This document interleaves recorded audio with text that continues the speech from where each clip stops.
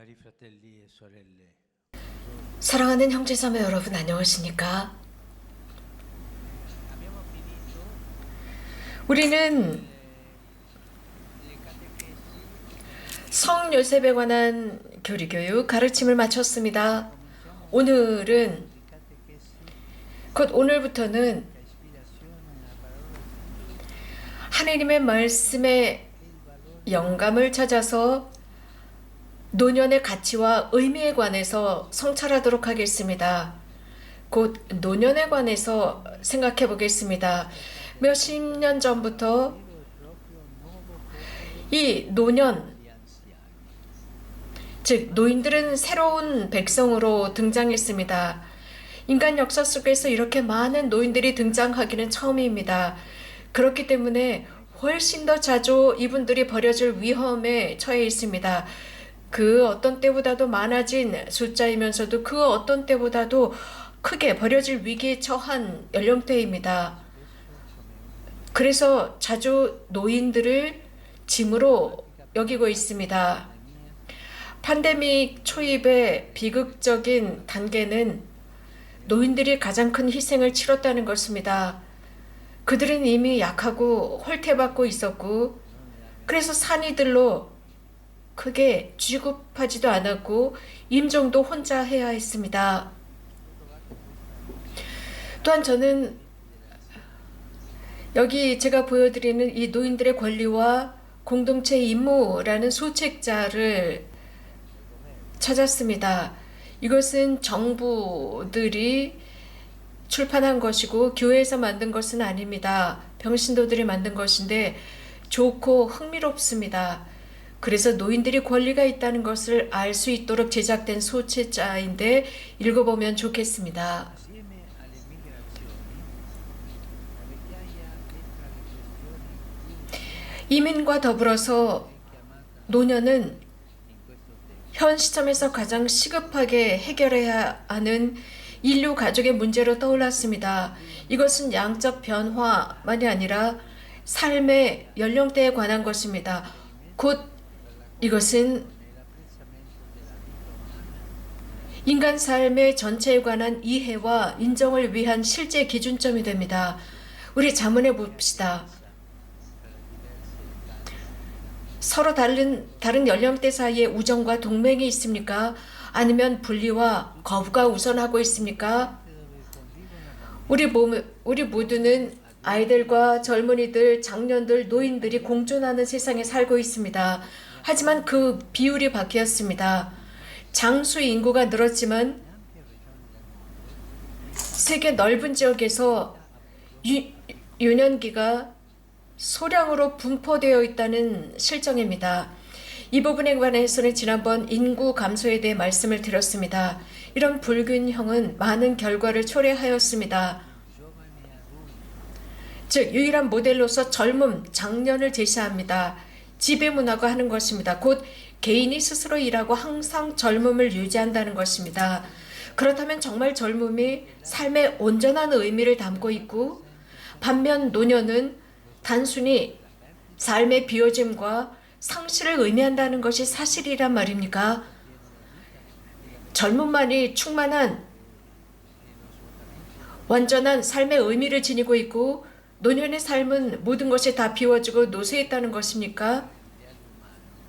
인간의 이상을 구현하는데 적합한 유일한 연령대로 젊음을 찬미하고 노년을 경멸하면서 나약함과 쇠퇴 혹은 무능으로 간주하는 것은 20세기 전체주의의 지배적인 아이콘이라는 사실을 우리는 잊어버린 것입니까?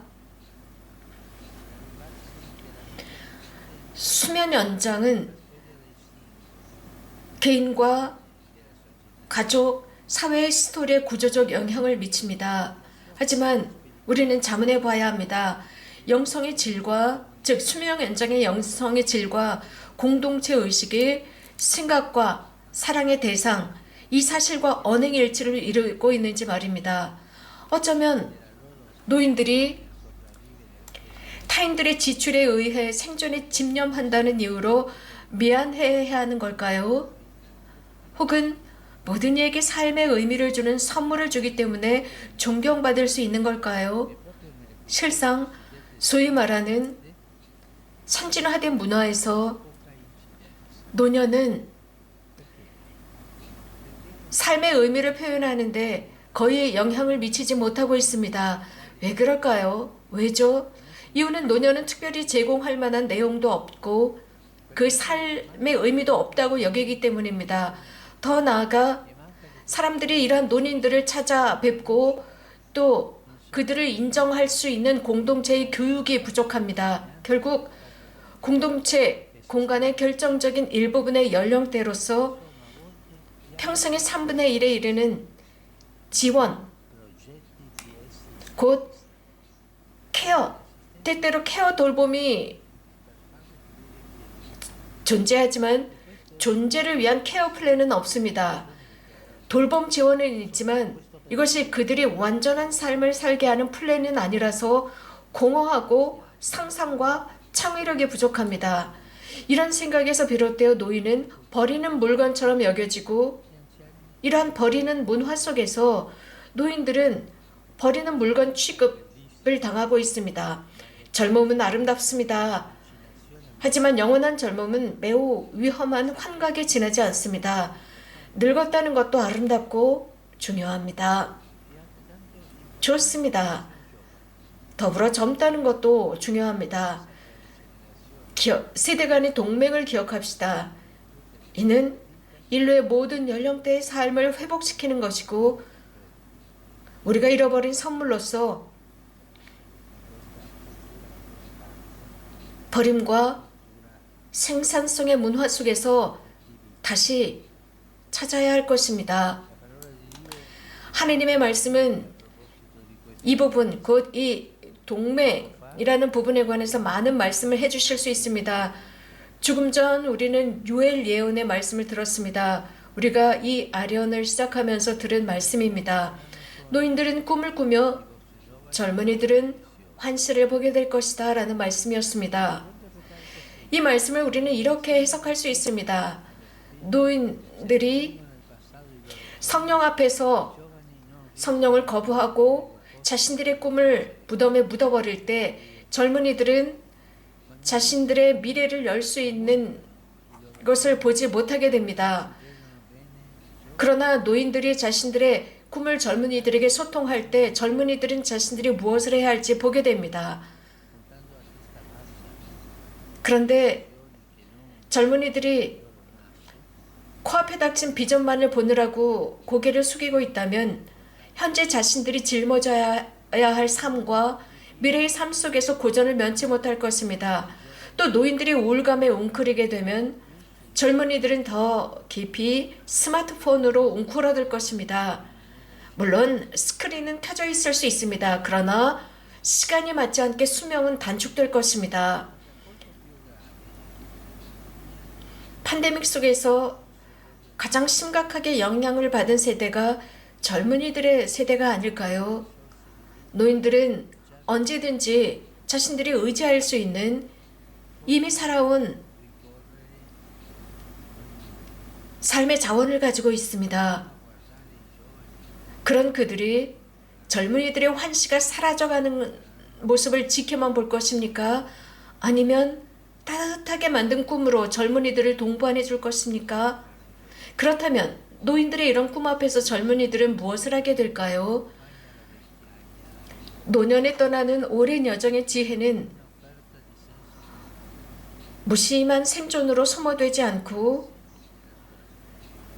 삶의 의미를 부여하는 경험이 되어줘야 합니다. 노년이 인간다운 삶의 존엄성을 회복하지 못할 때 의기소침함 속으로 빠져들어서 모든 사람에게서 사랑을 빼앗아버리는 운명으로 끝나고 맙니다. 이러한 인류와 문명의 도전은 우리들의 임무를 요구하고 있고 하느님의 도움을 필요로 하고 있습니다. 성령을 청합시다. 저는 이 노년에 관한 교리 가르침을 통해서 모든 이가 노년 자체가 모든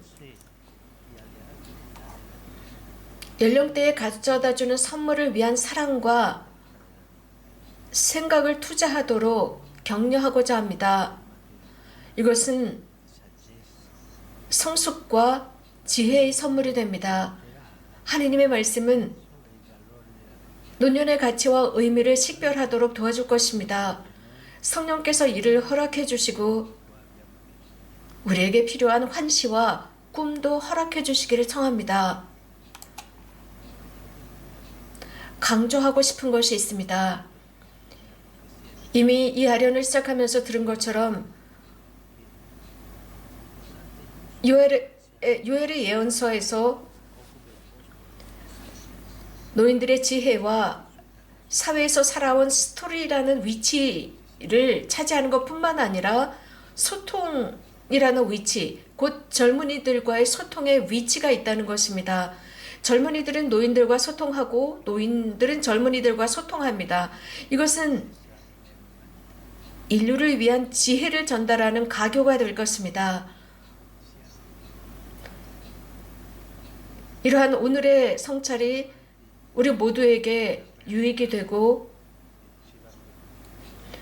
또 예언자 요엘의 말씀처럼 젊은이들과 노인들의 대화 속에서 노인들은 젊은이들에게 꿈을 주고 젊은이들은 이를 받아서 전진할 수 있다고 하신 것처럼 이 현실을 이어가는 데 도움이 되기를 빕니다. 잊지 맙시다. 가족과 사회, 문화 속에서 노인들은 나무의 뿌리와 같다는 사실입니다. 바로 거기에 그들의 모든 역사가 있습니다. 젊은이들은 이 나무의 꽃과 열매와 같습니다. 뿌리에서 소액, 곧 링겔액이라고 할 수 있는 것이 전달되지 않으면 절대 꽃을 피울 수 없을 것입니다. 제가 여러 번 인용한 시인의 말을 기억합시다. 나무에 피어난 모든 것은 땅 속에 있는 것으로부터 온다는 말입니다. 사회가 가진 모든 아름다운 것은 노인들의 뿌리를 통한 관계입니다. 그래서 저는 이 교리 가르침을 통해서 노인의 모습을 격상시켜서 노인은 버려야 하는 물건이 아니라 사회의 축복이라는 것을 잘 이해하시기를 바랍니다. 고맙습니다.